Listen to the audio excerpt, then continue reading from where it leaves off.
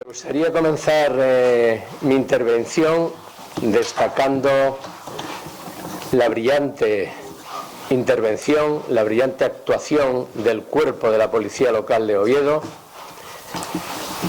una intervención que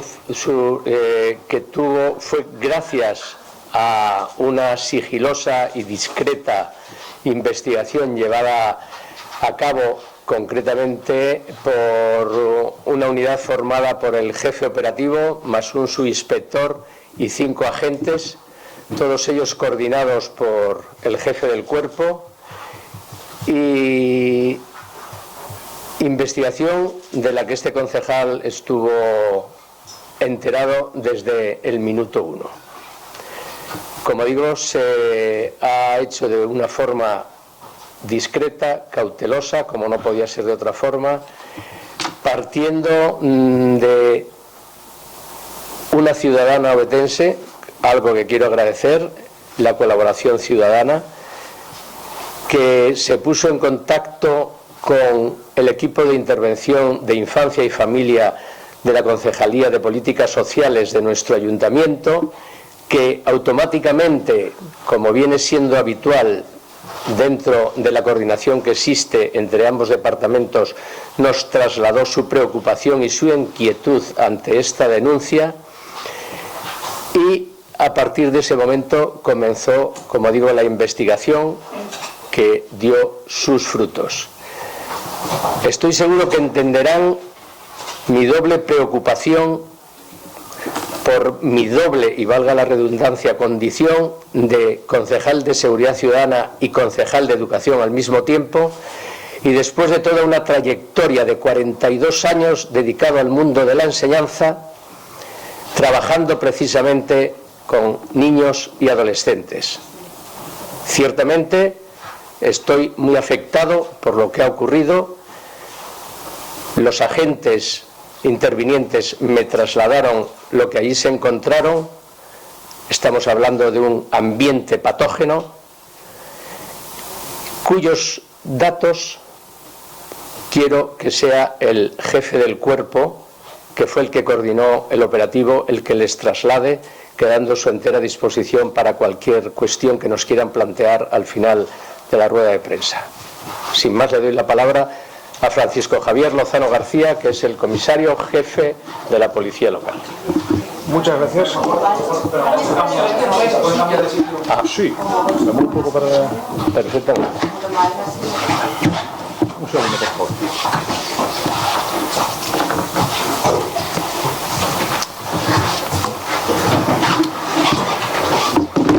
Gracias, concejal José Ramón. Gracias a todos por su presencia. Antes de comenzar mi intervención, querría destacar 2 apreciaciones, probablemente sean algunas más a lo largo de mi comparecencia. En principio, y la más, digamos, sensible, vamos a procurar la mayor protección de la integridad de los menores. Ya lo estamos haciendo desde el momento cero, no facilitando datos que pudieran poner en riesgo la misma, esa integridad que tanto nos importa a todos. Esperamos que lo compartan y que lo comprendan. En segundo lugar, manifestar que los resultados obtenidos han sido fruto de la intensa colaboración entre administraciones y el decidido impulso de la Fiscalía de Menores, que hay que subrayar, sin cuya intervención, buen criterio y confianza en los agentes que han intervenido no se hubieran conseguido los propósitos perseguidos, que eran, una vez más, proporcionar seguridad y amparo a los menores que podrían encontrarse en una situación de riesgo. Dicho esto, también quiero dibujar un poco el contexto en el que nos encontrábamos en el momento de la intervención. A las 9:30 de la mañana del 28 habíamos tenido una reunión, un feedback operativo, donde dábamos los últimos retoques a algo que ya veníamos preparando en los días anteriores. ¿Qué ocurrió el día 28? Todos lo saben, hubo un cambio de planes, pero creo que a nivel nacional. A las 11:15 de esa mañana comienza un operativo in situ en la instalación, en este caso concreto, Toledo número 15, una finca individual en Fitoria, un inmueble en el que, sobre el que, por así decirlo, recae toda la intervención, fundamentalmente ese inmueble.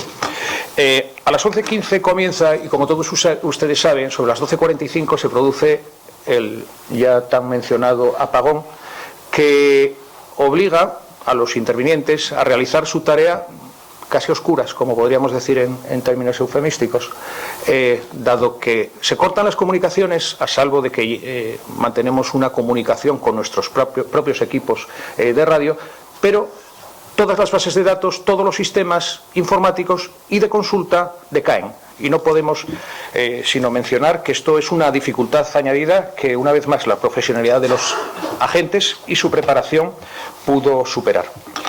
Volvemos otra vez a los aspectos técnicos y a la cronología de los hechos, si les parece. El 14 de abril de este año, la sección de Familia e Infancia del Ayuntamiento de Oviedo recibe, a través de una vecina, lo que podría ser una denuncia verbal sobre lo que esa vecina, que ha subrayado ya el concejal, voy a subrayarlo también. La colaboración ciudadana, una vez más, puesta de manifiesto, garantiza la convivencia, esta convivencia que el municipio de Oviedo está manteniendo a lo largo de toda esta trayectoria y que queremos agradecer una vez más también desde el Cuerpo de Policía Local. Esa persona se pone en contacto con funcionarios municipales de la sección de Familia y automáticamente ese mismo día se da traslado al Cuerpo de Policía Local de lo que podría ser una presencia de menores sin escolarizar, algo tan sencillo como esto. En principio es una competencia municipal y es una competencia que el municipio, por así decirlo, instrumentaliza a través de la policía local. Nos verán en los colegios habitualmente, nos verán aprobando las rutas del transporte escolar, nos verán dando clases de educación vial, estamos familiarizados, pero es que además es una competencia, esa vigilancia de la escolarización obligatoria genuina, y como tal procedemos a llevar a cabo los pasos necesarios para comprobar que esa situación es así. Ese mismo día iniciamos una discreta vigilancia. Conocemos los horarios escolares, conocemos los centros escolares y conocemos, por así decirlo, los transportes.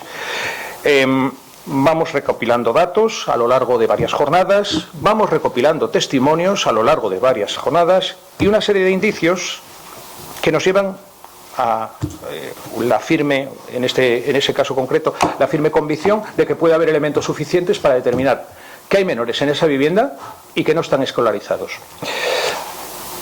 Uno de los datos que manejamos es un dato objetivo y al que podemos hacer fácilmente porque entra dentro de nuestras competencias también, es el empadronamiento de los vecinos. Bueno, pues se da la circunstancia, y eso es algo fundamental, que en este inmueble en concreto solo hay una persona empadronada.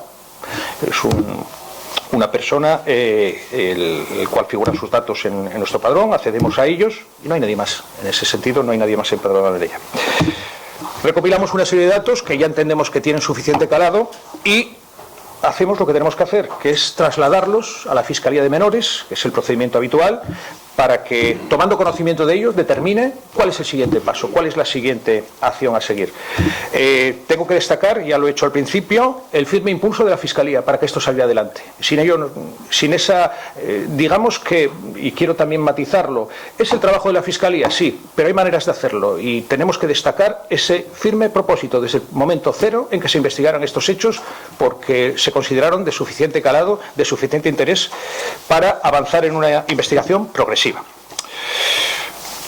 Nos señalaba en el decreto la Fiscalía que pudieran encontrarse en una grave situación de riesgo y, como tal, decretaba que se comprobaran, que se identificaran a los menores, se comprobaran las personas con las que conviven en el domicilio y si los mismos están aparentemente bien atendidos. En caso de estar en edad escolar, si están escolarizados o reciben formación en el domicilio, cosa que, bueno, resulta a veces infrecuente, pero existe esa posibilidad, ¿no?, de escolarización en el domicilio. Bien, a raíz de ahí comenzamos un estrecho marco de colaboración con el área competencial de la Consejería de Derechos y Bienestar Social. Tenemos una vez más que destacar la labor de los técnicos de esta consejería, partiendo de la letrada y de las dos técnicas que, pertenecientes ambas al equipo de recepción y valoración de menores de la Dirección General de Infancia y Familia, colaboraron en todo momento, estuvieron presentes y realizaron la tarea paralelamente a la del Cuerpo de Policía Local. Todo ello sumado y combinado dio lugar a la intervención que, como les digo, comienza a las 11:15 del día de los hechos. Esta intervención lleva varias horas. Esta intervención culmina a las 14:45 cuando se abandona este espacio en el que se producen los hechos y culmina, como ustedes ya saben, con la detención de 2 personas, los progenitores de los menores que allí fueron hallados. Existen indicios racionales suficientes de criminalidad, pero esa es una calificación que tampoco corresponde a este cuerpo. En ese sentido, y ahondando también en el inicio de la intervención, vamos a dejar la calificación jurídica para el momento procesal oportuno y pudiendo en este caso poner a disposición todos estos recursos para que por parte de la autoridad judicial, Ministerio Fiscal y sobre todo en este caso las diligencias de investigación que está practicando la Guardia Civil pueda concluirse el ámbito de esas responsabilidades y los sujetos responsables. El informe facilitado a la Fiscalía se detallan la forma de conocimiento de los hechos, las manifestaciones de los vecinos y testigos que nos llevaron a concluir que esa situación de grave riesgo se podría estar facilitando.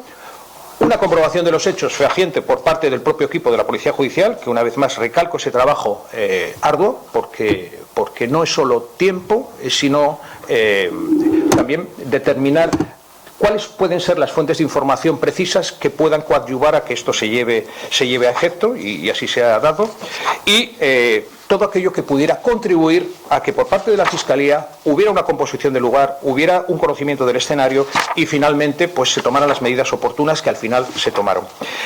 Las medidas que se practicaron, además de una vez que se lleva a cabo el acceso a la vivienda, evidentemente con el consentimiento del titular, que desde el primer momento accede con los agentes y accede con el equipo técnico a la vivienda, el desarrollo de los hechos pasa por una inspección ocular paulatina del espacio en el que están conviviendo estas personas, todo ello acompañado del padre y de la madre biológica. Entendemos que ambos extremos están no queremos decir que no sea así, pero como todo debe confirmarse efectivamente que los progenitores son los padres biológicos de los menores, como no puede ser menos en una investigación de este calado, ¿verdad?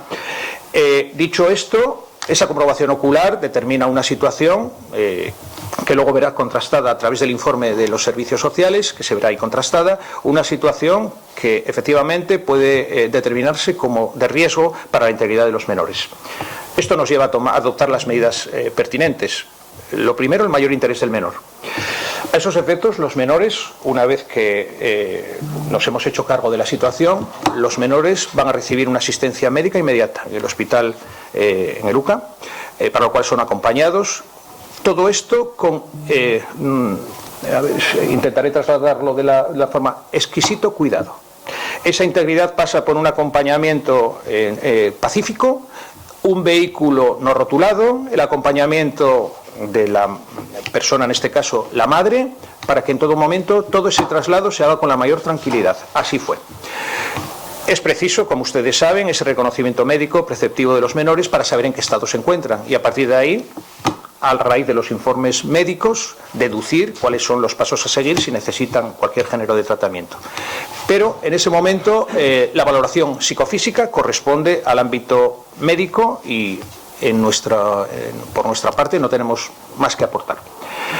La segunda parte, una vez que los menores finaliza ese primer contacto médico, evidentemente, y por parte de la Consejería en el uso de sus atribuciones, son trasladados a un centro de menores que tampoco es de interés en este momento matizar, porque, como consideramos al principio, son cuestiones que pretendemos que garanticen y preserven esa integridad moral de los niños. Una vez hecho esto, y como ustedes ya saben por el principio de la intervención, la detención del padre, puesto a disposición, en este caso, de la autoridad judicial, a través de la presentación y comparecencia en el cuerpo de la Guardia Civil, competente por razón competencial, sobre todo territorial, es la zona rural en la que estamos operando, y a partir de ahí se hacen cargo del resto de diligencias de investigación que continúan, evidentemente, ya en sus manos y con la línea que estimen pertinente.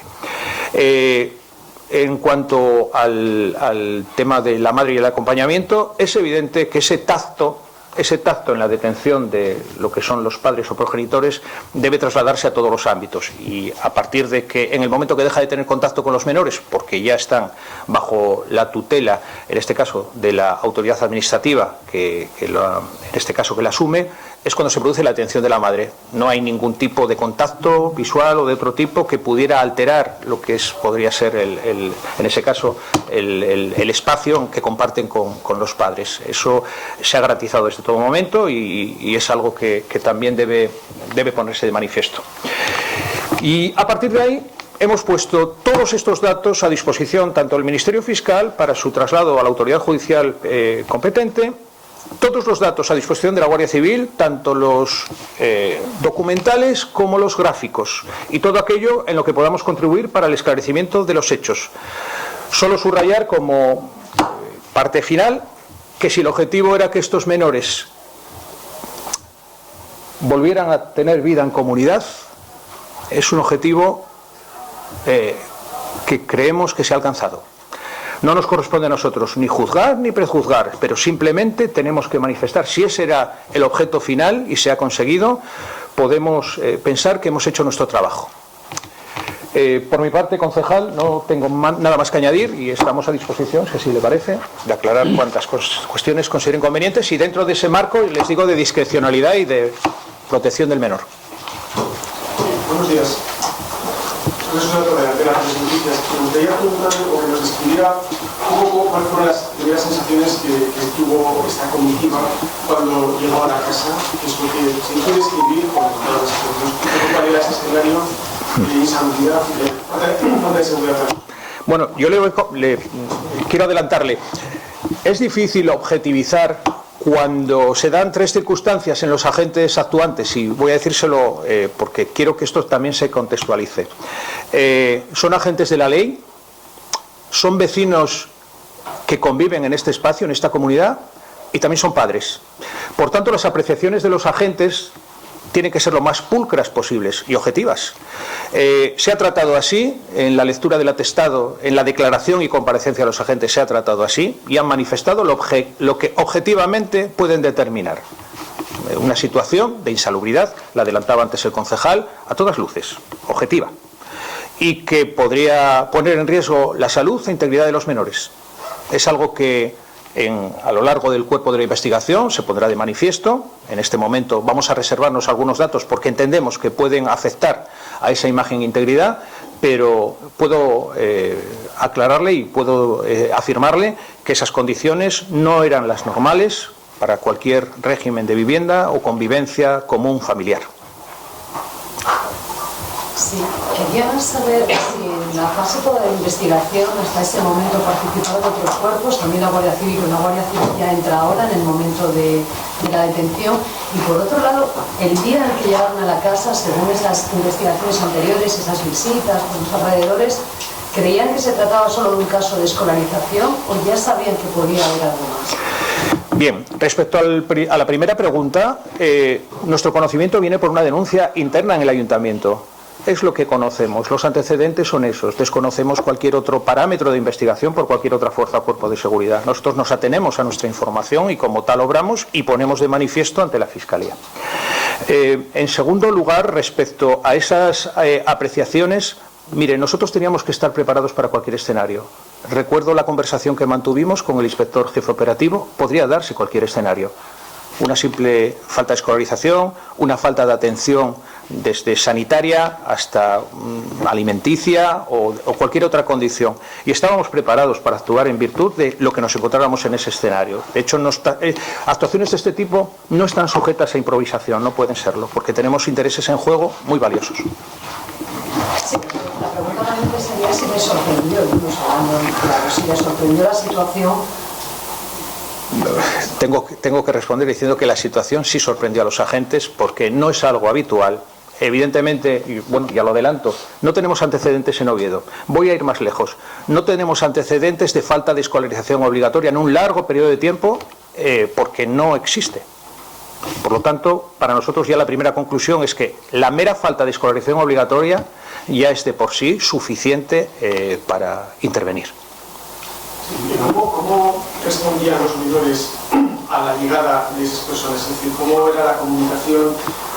¿Era una comunicación fluida? ¿Veían que tenían algún tipo de problema para comunicarse por la ausencia de contacto con extraños durante el tiempo? Agradezco esa pregunta porque tengo que subrayar otro factor muy importante a lo largo de estos hechos, que es la presencia de una traductora. Como no puede ser de otra manera, y en previsión de que en una vivienda donde vive una persona de origen alemán es posible que la comunicación fuera en ese idioma, acudimos con el equipo técnico acompañados de una traductora.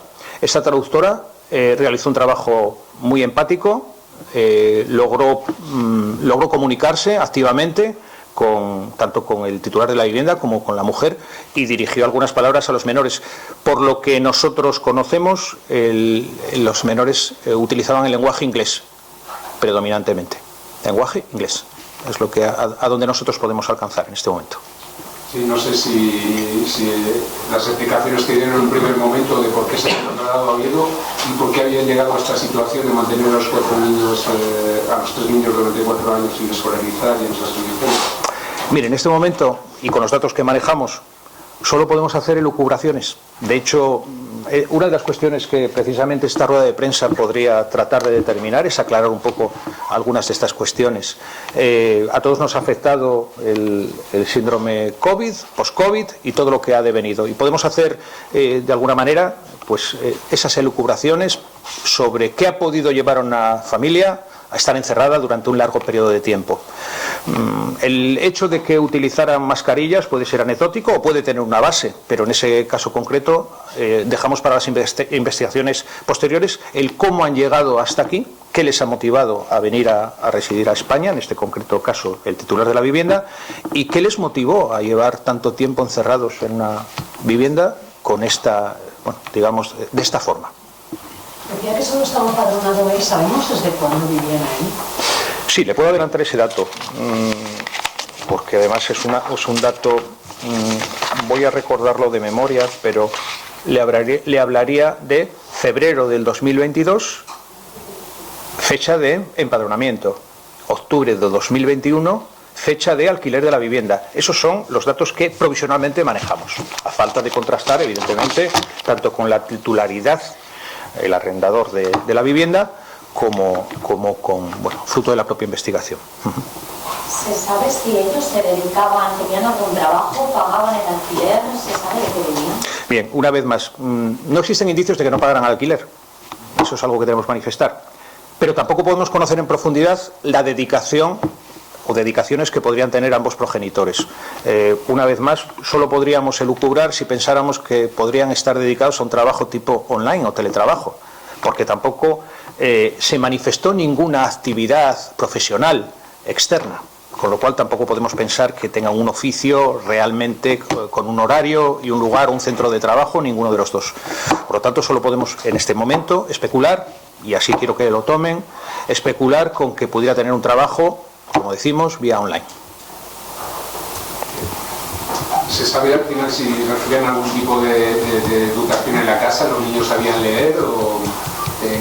No tenemos constancia. Dejamos para una valoración médica y psicofísica el alcance de esa particularidad, si habían recibido o no algún tipo de formación. No podemos todavía avanzar en ello. Ustedes saben además que detrás de todo este procedimiento vendrá el análisis clínico forense que determine cuál es la situación real de los menores y todo lo que ha podido afectarles desde el punto de vista personal, cognitivo, todo lo que es su desarrollo en general. Se decía que las condiciones de salubridad de la casa eran muy malas. ¿Nos puede precisar un poco en qué condiciones encontraba la casa? Mire, particularmente y fruto del testimonio de los agentes, podría decirle que la acumulación de basura era un efecto evidente, eso con total constancia. Y bueno, ese almacenamiento. Otro de los factores que también llamaba la atención es el almacenamiento de medicamentos, que está por cuantificar. Les digo que esa es otra cuestión que habrá que matizar fruto de la investigación. Son dos cuestiones que, llaman la atención dentro de la investigación. Llaman la atención y van más allá, porque el tema de la higiene y salubridad es algo más que llamar la atención. Es un motivo de intervención. Ninguno de los progenitores había salido tampoco de la casa desde que llegaron a retirar en el año 2021. Durante todo el periodo de control, así como de las manifestaciones que hemos recogido, los testimonios externos, vecinos, no se les ha conocido actividad fuera de las puertas de la vivienda. ¿Y en el patio de la casa? Exclusivamente los datos que tenemos, acceder al correo e incluso a la compra online cuando se producía, compra online de productos alimenticios de grandes cadenas.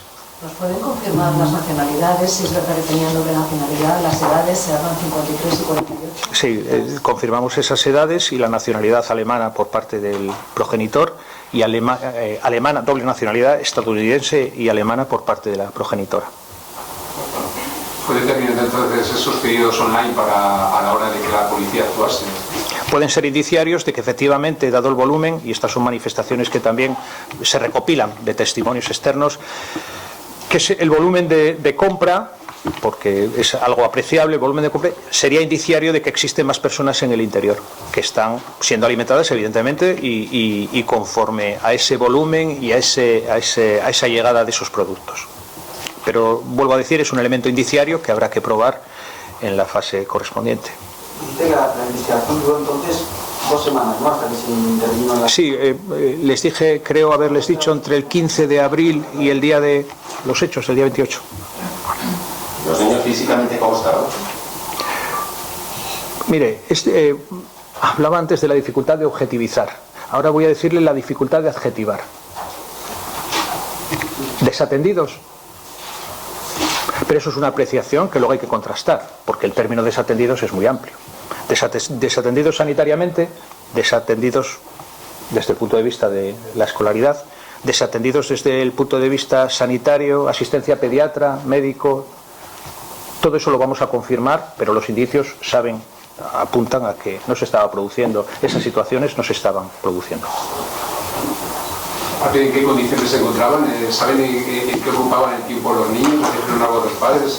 ¿Estaban encerrados en sus habitaciones? Podemos suponer, pero una vez más sería especular con cómo era el día a día dentro de aquella vivienda. Podemos suponer que en una vivienda cerrada, donde realmente no salen sus ocupantes, pues no da para mucho, efectivamente, ¿no? Y eso puede afectar evidentemente a los menores, pero creo que eso forma parte del curso de la investigación. Si en febrero de 2022 la fecha de empadronamiento del padre, ¿cómo se demora tanto los antecedentes? ¿No? Al final es una denuncia de una vecina la que se elabora, pero hay mucho tiempo entre esa fecha y la de ahora, que es cuando se descubre que están los niños en esa casa. Pues mire, le voy a comentar, posiblemente porque nada especialmente llamaba la atención. Son los propios vecinos los que en un momento dado pues aprecian de que algo está ocurriendo. Y a partir de ahí van acumulando también pues esos datos, esas vivencias, esas circunstancias, hasta llega un momento, y es ahí donde destacamos desde el primer momento, donde algún vecino da un valiente paso para denunciar lo que cree que está ocurriendo. Y gracias a esa valiente denuncia estamos hoy aquí. Última pregunta, si les parece. Dos preguntas. Por un lado, ¿hasta qué punto afectó el tema del apagón? Porque me parece un problema grande también en este aspecto. Luego, por otra parte, no me ha quedado muy claro lo que va a ocurrir al final con la madre, porque al principio ya hemos dicho que va a estar en un periodo de acompañamiento. No sé al final qué ocurre después, cuál es el siguiente caso. Bueno, empiezo por lo segundo. La madre ha sido detenida, al igual que el progenitor. Están a disposición judicial y continuarán con el resto de investigaciones y lo que disponga la autoridad judicial. Por lo tanto, sabemos dónde está. Respecto a la otra cuestión, por favor, ¿qué era? El tema de la apagón. Sí, bien. Como dije al principio, teníamos una hoja de ruta, un planteamiento. Podía haberse alterado, pero habíamos pensado incluso en qué cosas podrían alterar esa hoja de ruta. Entre ellas las comunicaciones. Llevamos comunicaciones autónomas con los propios equipos, nuestros propios dispositivos, y por fortuna fueron utilizados, en este caso concreto, de forma eficaz. El resto de cuestiones, pues hubimos de esperar unas horas para tener acceso a bases de datos, pero finalmente logramos acceder a lo que deseábamos, y el resto de cuestiones como fotografías, etcétera, en los dispositivos que llevaban ya preparados para ello. No hubo mayor problema. Finalmente nos adaptamos a la situación.